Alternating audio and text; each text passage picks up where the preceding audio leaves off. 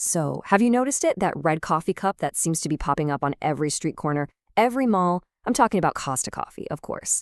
It feels like they're everywhere all of a sudden. Today, we're going to dig into the strategy, the playbook behind this massive Indian expansion.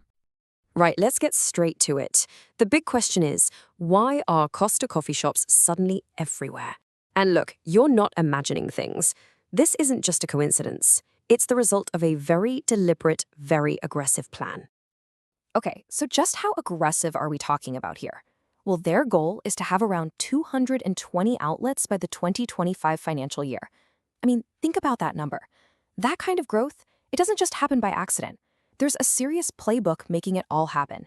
So let's dive in and see what it is. When you boil it all down, their whole strategy really rests on three key pillars. It's an expansion-first, digital-led, and loyalty-driven playbook. So they're focused on physical growth. They're using tech to connect with customers, and they've got a powerful loyalty program to keep you coming back for more. We're going to unpack exactly what each of these means for their big push in India. All right, first up, let's talk about the foundation of this whole thing. Costa's big bet on India. And just to be clear, this isn't just about opening a few new shops here and there. Nope, this is a massive strategic push, backed by a global giant but executed with some serious local precision. And right at the heart of this expansion is a really smart partnership.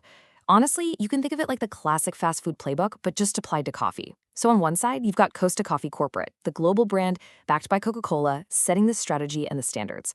But on the other side, you have their local franchise partner, Devyani International, and they are the ones bringing that crucial local know-how, that retail expertise, and they're basically the engine that's accelerating this whole rollout. It's a perfect mix of global power and local speed. Okay, so that partnership is the foundation. Now let's see how that plugs into what we can call their four-part growth engine. This is the machine that's really driving all that expansion you're seeing on the ground. So here are the four parts, and you'll see how they all work together in sync. First, you've got the rapid physical expansion, just grabbing those high-traffic locations to build market share. Second, there's that franchise model we just talked about, which gives them incredible speed. Third, they're getting really modern with an app-first approach to building customer loyalty. And finally, number 4, they're going omnichannel. That means they're reaching you through delivery partners so you can get your coffee fix literally anywhere. Let's zoom in on that loyalty piece for a second, because it's so important.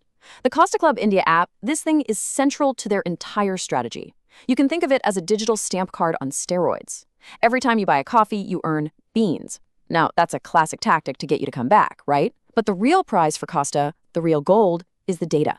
They're collecting all this information directly from their customers. What you like, when you buy, what offers actually work on you. It's incredibly valuable.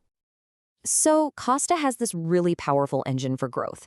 But even the best engines have their weak spots and have to deal with some pretty challenging road conditions. So in this next part, let's take a balanced look at the whole strategic landscape, the good, the bad, and the risky. All right, let's break down where they stand. Internally, their strengths are obvious. That super fast store growth, the strong loyalty app.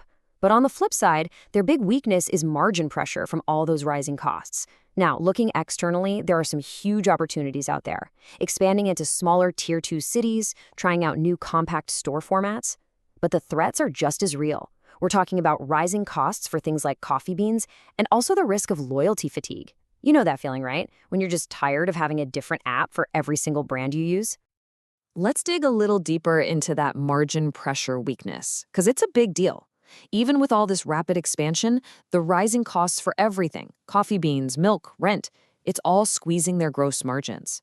So while the total money coming in, the revenue, is growing, their actual profitability becomes a real challenge. It's that classic tightrope walk of trying to scale aggressively without falling off. And this really gets to the heart of the number one risk Costa is facing. It's this: if your expansion outpaces the actual customer demand, your margins are going to fall. It's that simple. If you're building stores faster than you can get a steady stream of people to actually buy coffee in them, the economics of each store just don't work. Growing too fast without the demand to back it up, that is a very dangerous game to play. Okay, so that brings us to our final section. Knowing all the risks, what does Costa actually need to do?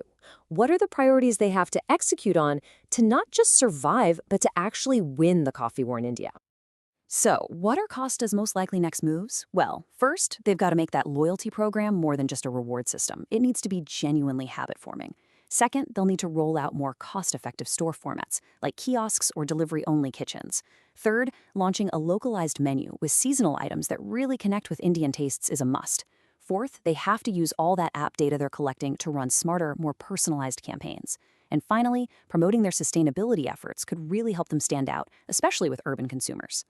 So, when you strip everything else away, the bottom line of the strategy is this: scale fast to win the physical locations, capture your customers in a digital world with the app, and then, and this is the crucial part, use that connection to localize and personalize the entire experience. It's a simple but really powerful three-step process: scale, capture, personalize. And that leaves us with one final big thought to chew on. Costa has absolutely proven it has the playbook for scale.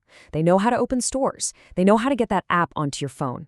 But the bigger question, the much more important question is this: can they actually win a place in India's coffee culture? Because that is a war that isn't won with store counts. It's won with genuine connection. And whether they can pull that off, well, that remains to be seen.